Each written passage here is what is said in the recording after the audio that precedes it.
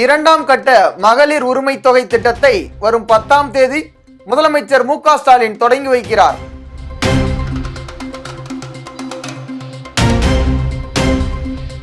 உடல் உறுப்பு தானத்தில் நாட்டிலேயே முதலிடத்தில் இருந்த தமிழ்நாடு இப்போது உலகிலேயே முதலிடத்தில் உள்ளது.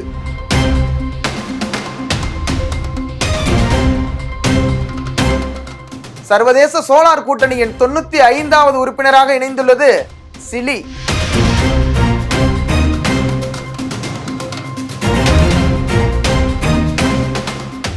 தரையில் உள்ள இலக்குகளை தாக்கி அளிக்கும் பிரளய் ஏவுகணையை இந்தியா வெற்றிகரமாக சோதனை செய்தது.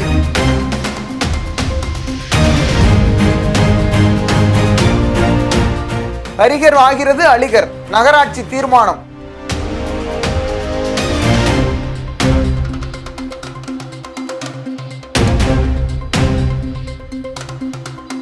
மாற்று பாலினத்தவரை ஈர்க்கும் வகையில் சத்தீஸ்கரில் வானவில் என்ற வாக்குச்சாவடி மையம்.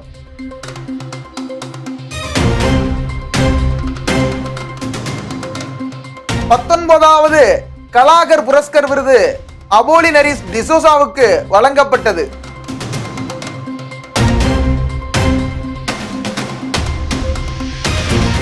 நவம்பர் 9 தேசிய சட்ட பணிகள் தினம், உத்தரகாண்ட் உருவான தினம், கர்தார்பூர் நடைபாதை திறப்பு.